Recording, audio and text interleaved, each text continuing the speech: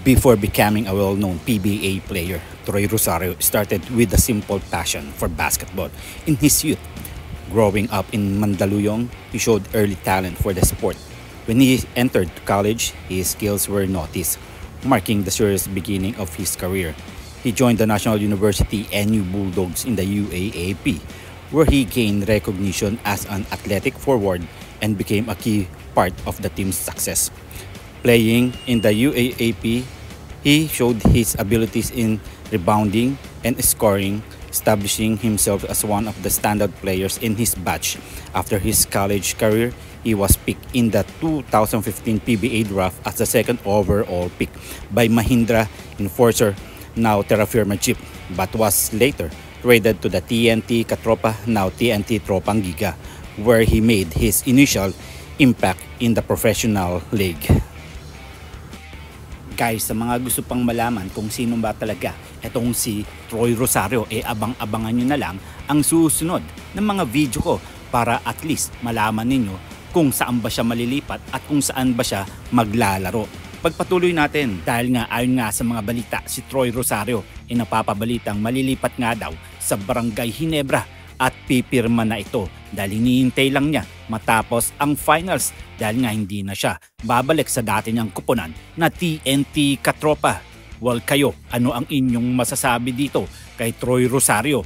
Maaasahan ba ng Barangay Ginebra kung sakasakaling malipat na ito at hindi na babalik sa kanyang dating kuponan na TNT Katropa? Well, marami nga tayong pag-uusapan dito at marami tayong malalaman tungkol dito kay Troy Rosario at syempre sa iba pang player ng PBA o Barangay Ginebra. Well, magkomento kayo dyan at syempre sasagutin natin yan isa-isa. Tumako naman tayo dito kay Justin Brownlee. On the other hand, started his journey in the United States. He's joining first the NBA G League. Though he didn't make it to the NBA, he became a regular in the G League, showcasing his versatility as a scorer and all-around player. After his time in the G League, he recovered opportunities to play overseas, which led to his move to the Philippines. In 2016, Barangay Ginebra San Miguel recruited him as their import for the PBA Governors Cup. In his first season, he quickly impressed and played a vital role in helping Ginebra win the championship. Because of his performance, he won the hearts of the fans and became a long-standing part of the team.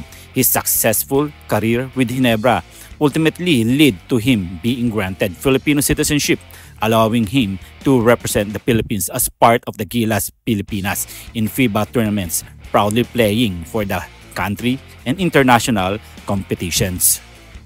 Well, ipagpatuloy natin, Justin Brownlee, malaki na talaga ang pinagbago at malaki na talaga ipinakita dito sa Gilas Pilipinas at ang Barangay Ginebra. May kasamang palad nga lang dahil tinalo nga sila ng kanilang katunggali na TNT Katropa. Well, this final, kaya nga sinabi ko sa inyo sa unang balita ko dito na si Troy Rosario hinihintay lang matapos ang final at malalaman na natin kung saan nga ba siya talaga maglalaro. Ito ang si Justin Brownlee uling gagamitin ngayong kakalaban nila, ang New Zealand. Well, pinaghahandaan na nga nila Coach Tim Cone yan kung sino nga ba talaga ang gagamitin. Ito kaya si Justin Brownlee na kailangan pa na magpahinga ng 2 to 3 weeks para maibalik ang kanyang lakas. Well, si Ange Kouame nga isa rin sa pinagpipilian dahil alam naman natin na mas matangkad at mas malaki si Kouame dito kay Justin Brownlee. Well, kayo, ano ang inyong masasabi dito?